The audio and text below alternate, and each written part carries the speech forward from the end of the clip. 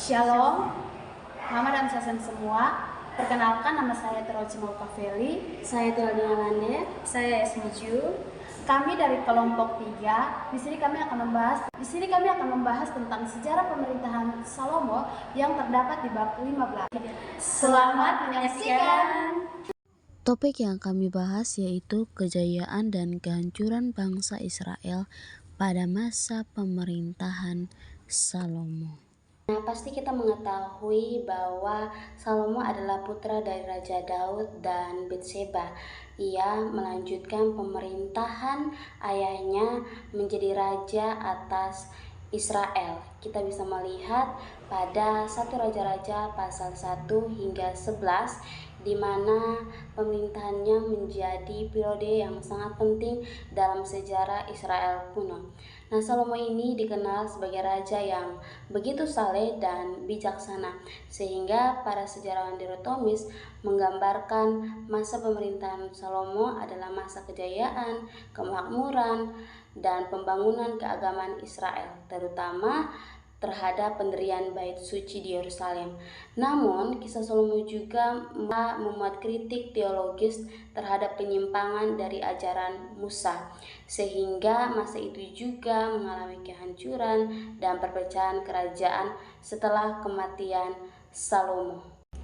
Nah, dalam narasi ini pada kitab pertama Raja-Raja pasal 1 hingga 2 membahas bagaimana Salomo bisa menjadi raja atas Israel. Nah, Salomo dipilih bukan karena pilihan ilahi, melainkan karena intrik istana, di mana ketika Daud sudah mulai menua dan tidak kuat lagi adanya perebutan takhta di dalam istana, di mana putra tertua yang masih hidup yaitu Adonai mencoba mengambil ahli kekuasaan dengan dukungan dari Yoab dan Imam Abiatar. Namun Batseba ibu Salomo dan Nabi Nathan membujuk Daud agar Salomolah yang menjadi raja menggantikan dia. Lalu Daud pun setuju dan memanggil Imam Sadok dan Nathan untuk mengurapi Salomo menjadi raja atas Israel. Nah, ketika Salomo menjadi raja atas Israel, ia berencana untuk menyingkirkan Adonai, Yoab, dan Simei. Nah, dalam pembangunan bait suci dan istana ini menjadi awal kejayaan dan kemakmuran bangsa Israel, di mana pada tahun keempat pemerintahan Salomo, ia mendirikan bait suci di Yerusalem dengan panjang 60 hasta, lebar 20 hasta, dan tinggi 30 hasta.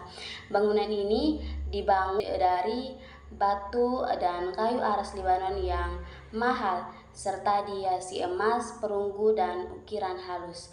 Bangunan bait suci dibangun selama 7 tahun dengan dukungan dari Raja Hiram dari Tirus. Pembangunan bait suci ini bertujuan untuk peribadahan bangsa Israel kepada Yahweh. Setelah pembangunan bait suci selama 7 tahun, Salomo pun menabiskan bait suci.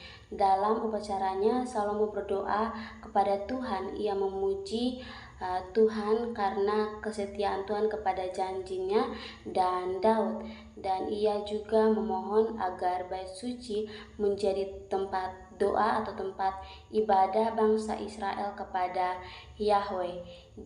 ia memohon kepada Tuhan untuk dapat mengampuni bangsa Israel jika mereka berbuat dosa dan ingin kembali bertobat untuk menyembah bait suci. Adapun administrasi kerajaan yang Salomo bentuk untuk memperkuat sistem pemerintahan bangsa Israel. Ini juga dengan dukungan dari para petinggi-petinggi dari bidang agama, militer, dan politik. Salomo pun mendirikan struktur pemerintahan yaitu imam utama, sekretaris, pencatat, panglima tentara, penasihat kerajaan, serta kerja paksa. Semua struktur ini berada di bawah pemerintahan Salomo. Salomo juga membagi kerajaan menjadi 12 distrik administratif. tidak termaksud Yehudi. Nah, adapun hikmat dan kebijakan Salomo yang dikenal luas yaitu pada penghakiman dua perempuan yang merebutkan satu bayi, di mana Salomo dengan penuh hikmat dia menyuruh agar bayi itu dibelah dua, tetapi ibu yang sejati dia tidak mau, dia menolaknya dan dia ingin memberikan bayi itu kepada perempuan yang lain. Tetapi dengan sikap itu Salomo berhikmat dan tahu siapa ibu yang sebenarnya. Adapun kunjungan dari Ratu Sheba, kunjungan dari Ratu Sheba ini untuk menguji kebijaksanaan Salomo.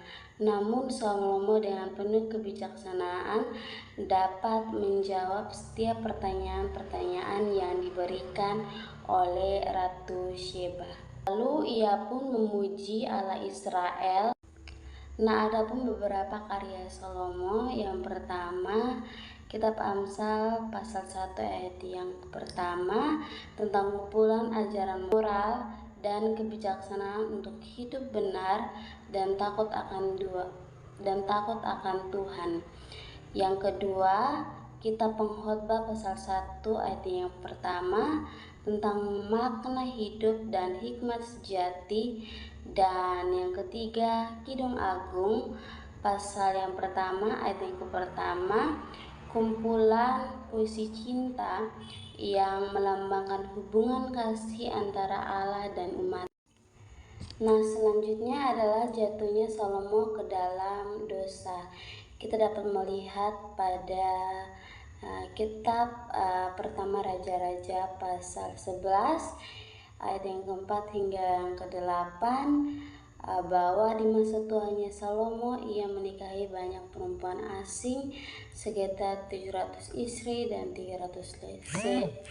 sekitar 300 selir. Perempuan-perempuan itu mempengaruhi Salomo dan membujuk dia untuk menyembah dewa-dewa mereka.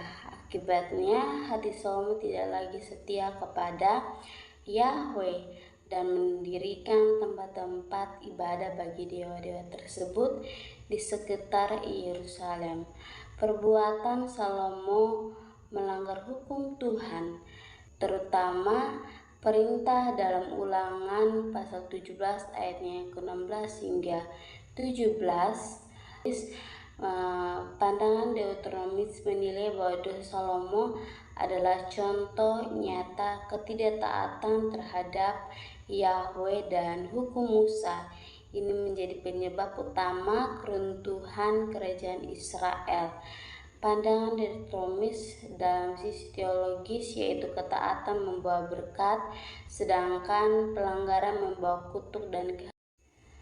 Nah, yang terakhir adalah dampak ketidaktaatan terhadap hukum Musa dan Yahweh, keruntuhan dan perpecahan kerajaan bangsa Israel.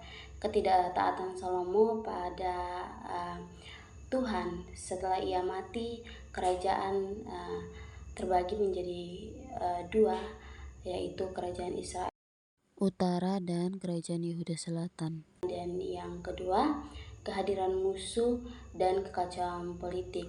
Tuhan membangkitkan setiap lawan-lawan Salomo seperti Hadad orang Edom dan Rezon dari Damsyik. Ini menandai bahwa hilangnya perlindungan ilahi yang semula menyertai masa damai pemerintahan Salomo. Dan yang ketiga, yaitu jatuhnya hubungan perjanjian antara Allah, di mana pandangan Deuteronomis tentang perjanjian Allah dengan umatnya bersyarat pada ketaatan terhadap hukum Tuhan di dalam Ulangan pasal yang ke-28. Ketika hukum Tuhan dilanggar, terutama perintah untuk tidak menyembah Allah lain, tetapi mereka menyembah Allah lain sehingga berkat mengubah menjadi kutuk kekalahan, kekeringan, dan pembuangan. Dari topik yang kami bahas, kami mengambil kesimpulan bahwa para sejarawan dikotomis menggunakan kisah pemerintahan Salomo untuk menyampaikan bahwa meskipun Salomo diberkati dengan hikmat dan kekayaan, ketidaktaatannya pada akhirnya membawa kehancuran bagi kerajaannya.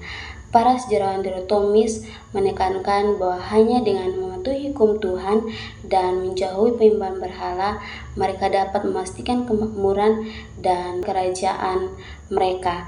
Mari kita melihat kisah Salomo sebagai pembelajaran dalam hidup kita untuk menjadi pribadi yang lebih baik.